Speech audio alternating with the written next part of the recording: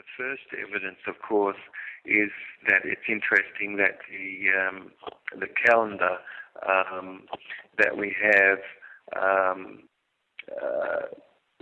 begins on that day of June 5th at 8 p.m. In the year of 8,498 BC.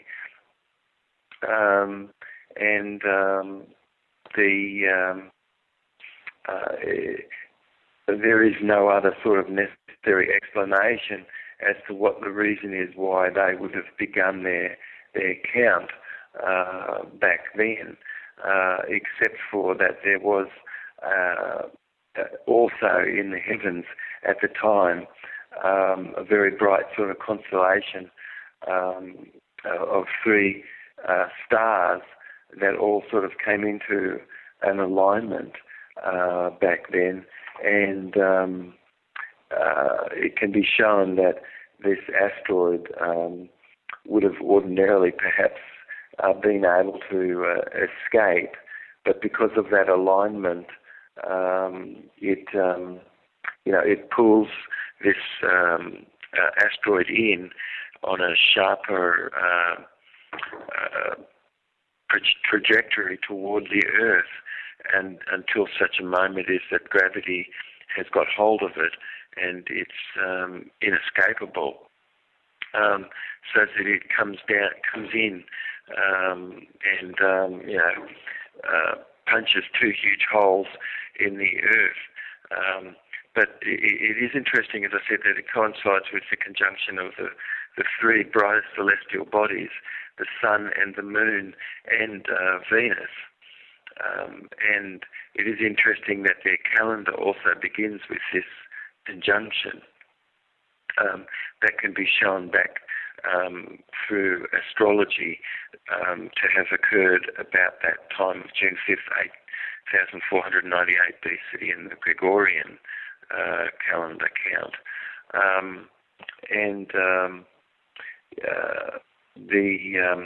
It is interesting that when we look at pollen, we can find that there was a radical permafrost melting around that time. That can be shown to be due to the warm Gulf Stream, which is many, many, many degrees warmer than the cold waters of the Atlantic that come down from the north. Those cold waters always circulated more above the island of Atlantis. But once Atlantis was sunk, the warm Gulf Stream travelled further up and caused, England and Ireland and Norway and all these countries to have much, much warmer type of climate and a very beautiful maritime type of climate. This all occurred around about the same time. And then as the ice melts up there, eventually, of course, it floods down through the Mississippi. And lots of evidence shows when this flood occurred, and it coincides around about this time frame, about 10,000 years ago, that we're talking about.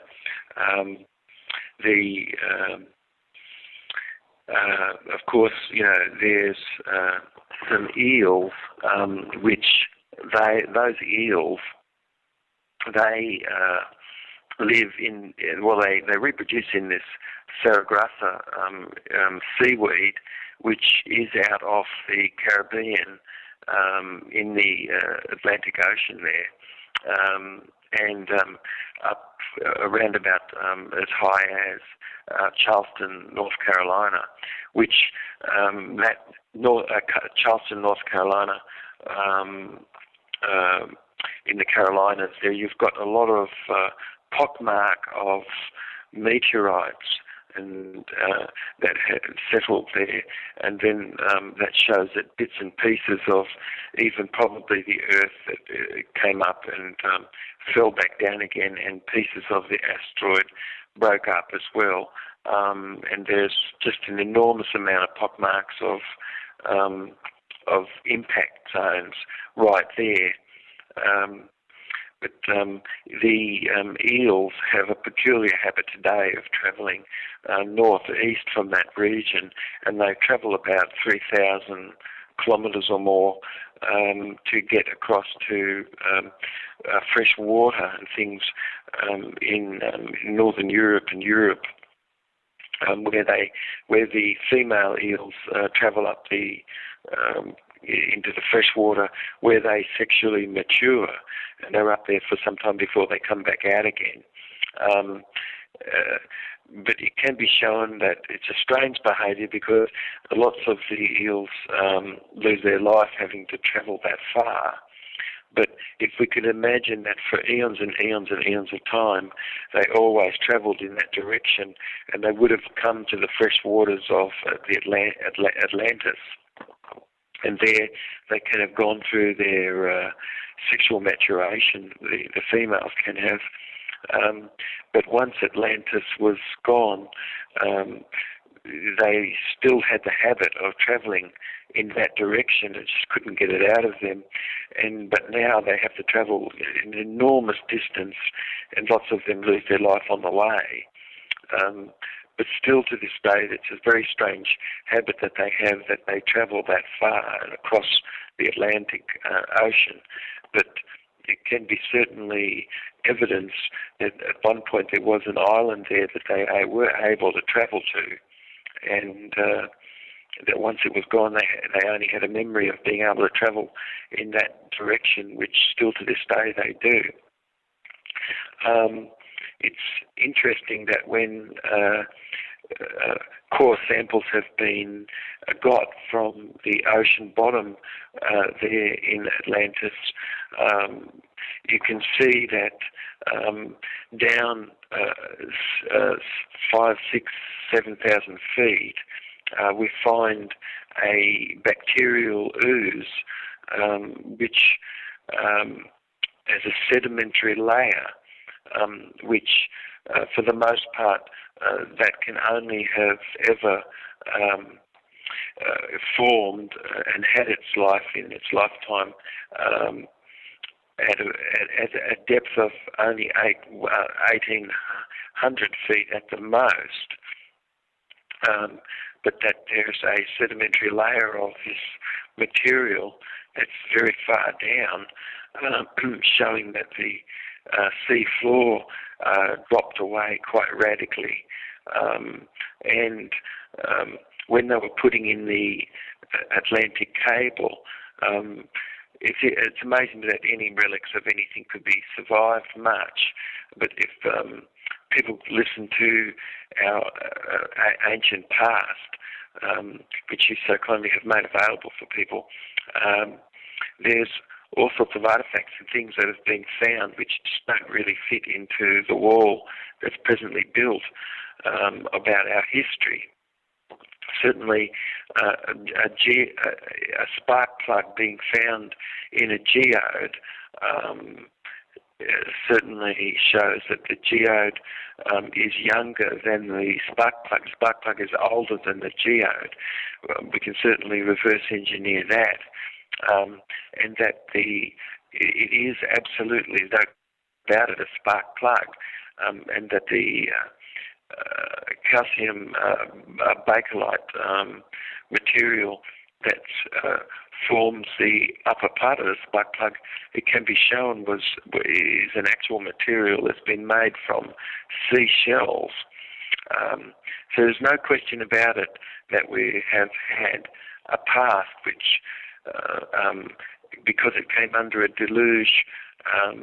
civilization was lost, and the advancement of this civilization also was lost as a result of this, which we can even see evidence in our own life of a people having advanced up to a certain stage, but then just being, because of conditions, being driven back to more a very primitive level, and a loss of a lot of their technology and their more civilizedness, as we can consider this to be more civilizedness. So island of Atlantis also, we have various things. For instance, we've got a chromosome in our mitochondria, and there's one type of chromosome called haploid X, which some people have within them. But most all of these chromosomes can be traced back to an origin of a continent, but the haploid X is the one that isn't traced to anything, which is today a lost continent, which I would hypothesize that, and others have too, that this haploid X chromosome comes from Atlantis. But it's amazing because when you look at